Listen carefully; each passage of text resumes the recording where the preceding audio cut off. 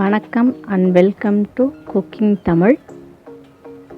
இன்றைக்கி நம்ம பார்க்க போகிற ரெசிபி காலிஃப்ளவர் 65 நூடுல்ஸ். இதுக்கு தேவையான பொருள் ஒரு பாக்கெட் ஹோம்மேட் நூடுல்ஸ் எடுத்திருக்கேன். அதை நல்லா உடச்சிக்கணும். எல்லாம் அப்படியே ஒன்றோட ஒன்று ஒட்டி இருக்கும். அதை நல்லா உடச்சிக்கணும். ஒரு சட்டியில் தண்ணி வச்சுக்கோங்க. அதில் 2 டீஸ்பூன் ரீஃபைண்ட் ஆயில் தான் ஊற்றுறேன். ஏன் இந்த ரீஃபைண்ட் ஆயில் ஊற்றுறேன்னா அந்த நூடுல்ஸ் ஒன்றோட ஒன்று ஒட்டாமல் இருக்கிறதுக்காக. இப்போ அந்த உடச்சி வச்ச நூடுல்ஸை அதில் போடுறோம். போட்டு ஒரு 2 நிமிஷம் நல்லா கொதிக்க விடணும். ரொம்ப குழையக்கூடாது, வெந்திருக்கணும். அதே நேரத்தில் குழையாமே இருக்கணும். நூடுல்ஸ் அந்த பதத்தில் எடுத்துடணும். இப்போ பார்த்திங்கன்னா இந்த ஒரு அரிக்கரண்டி மாதிரி சொல்லுவோம்ல, அந்த கரண்டியில் நல்லா அப்படி கிண்டி விட்டிங்கனாவே நம்ம எண்ணெய் ஊற்றிருக்கனால அந்த நூடுல்ஸ்லாம் ஒன்றோட ஒன்று ஒட்டாது. பார்த்திங்கன்னா நல்லா கொதிக்குது. பார்த்திங்களா, தனித்தனியாக இருக்கும் நூடுல்ஸ். எண்ணெய் ஊற்றுனீங்கன்னா நூடுல்ஸு தனித்தனியாகவே இருக்கும் உங்களுக்கு. இதை ஒரு 2 நிமிஷம் நல்லா கொதிக்க வச்சு வடித்து வச்சுக்கணும்.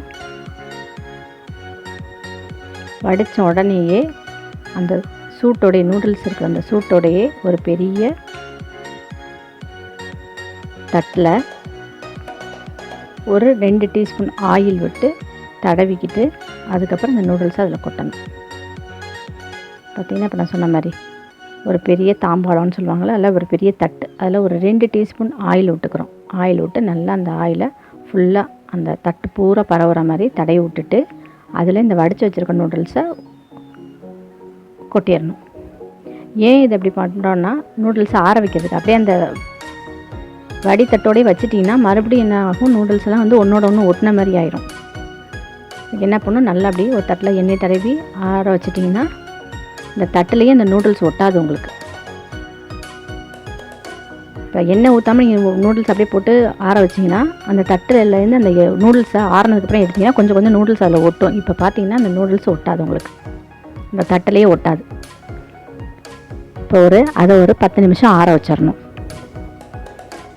இப்போ பார்த்திங்கன்னா எப்படி நூடுல்ஸ் இதாக இருக்குங்க, தனித்தனியாக இருக்குது, ஒட்டவே இல்லை பாருங்கள், தட்டிலே ஒட்டாது. அதுக்காக தான் இந்த தட்டில் எண்ணெயை ஊற்றுறோம்.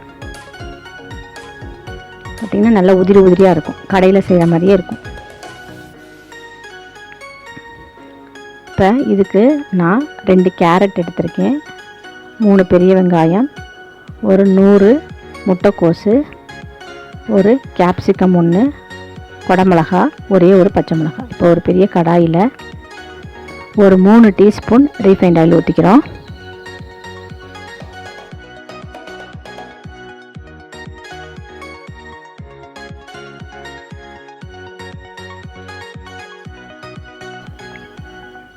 இப்போ இதில் ஆயில் சூடானோடனே வெங்காயம், வெட்டி வச்சுருக்க வெங்காயத்தை அதில் போட்டுக்கிறோம்.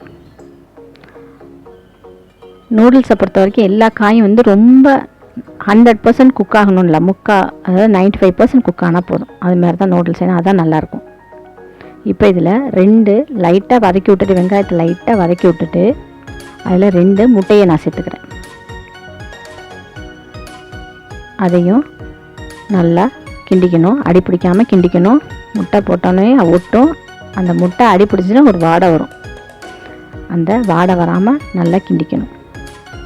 இப்போ முட்டை முக்காப்பதம் வெந்த உடனே பச்சை மிளகாய் நறுக்கி வச்சுருக்கோம், ஒன்று அதை போட்டுக்கணும். இப்போ சின்ன பிள்ளைங்க சாப்பிட்றாங்க அப்படின்னா இந்த பச்சை மிளகாயை நீங்கள் அவாய்ட் பண்ணிடலாம், வேணாம். இப்போ பெரியவனா எடுத்து போட்டு சாப்பிடலாம், சின்ன பிள்ளைங்களுக்கு சாப்பிட தெரியாதுல்ல, அதனால் பச்சை மிளகாய் அவாய்ட் பண்ணிடலாம். இப்போ இதில் நீட்டமாக அரிஞ்சு வச்சுருக்க அந்த 100 முட்டைக்கோஸை போட்டுக்கிறேன். அதையும் போட்டு நல்லா வதக்கணும். அந்த எண்ணெய் வந்து நான் 3 டீஸ்பூன் ஊற்றினது மட்டும்தான், வேறு எதுவுமே கிடையாது. அந்த ஹீட்லேயே முட்டைக்கோஸ் வெந்துடும் நல்லா, ஏன்னா அந்தளவுக்கு நம்ம நைஸாக நறுக்கிக்கணும் நீட்டமாக. இப்போ பார்த்தீங்கன்னா அந்த முட்டையோட அந்த முட்டைக்கோஸ் நல்லா கலந்துருச்சு. இப்போ 90% அது வெந்திருக்கும். இப்போ இதில் நீட்டமாக மெலிசாக அரைஞ்சி வச்சுருக்க 2 கேரட்டு, ஒரு கேப்சிகம்னா குடமிளகா, அதையும் போட்டு நல்லா கிளறிக்கணும். இதுவும் இந்த மசாலாவோட ஒட்டணும். மசாலானா இந்த முட்டை கலவையோடு ஒட்டணும்.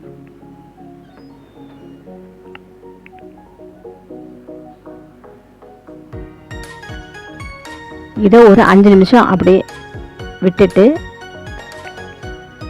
ஒரு 5 நிமிஷம் கழித்து, மூடிலாம் வைக்கக்கூடாது, ரொம்ப வெந்துடும். 5 நிமிஷம் கழித்து ஒரு டீஸ்பூன் உப்பு போட்டிருக்கேன். இது எதுக்குன்னா இந்த காய்கறிக்கு சேரத்துக்காக. இப்போ உப்பை போட்டுட்டு நல்லா கிண்டணும். கிண்டிட்டு இப்போ ஒரு டீஸ்பூன் இஞ்சி பூண்டு. இது நம்ம வீட்டில் செய்கிற மசாலா மாதிரியே தான் செய்கிறோம். அதனால் இது ரொம்ப ஹெல்த்தி. உங்களுக்கு கடையிலன்னா அஜினமோட்டோ அது இதுன்னு போடுவாங்க. இது நம்ம வீட்டிலேயே செஞ்சால் கடை டேஸ்ட்டுக்கு இருக்கும். உங்களுக்கு இஞ்சி பூண்டு போட்டு நல்லா வதக்குனதுக்கப்புறம் நம்ம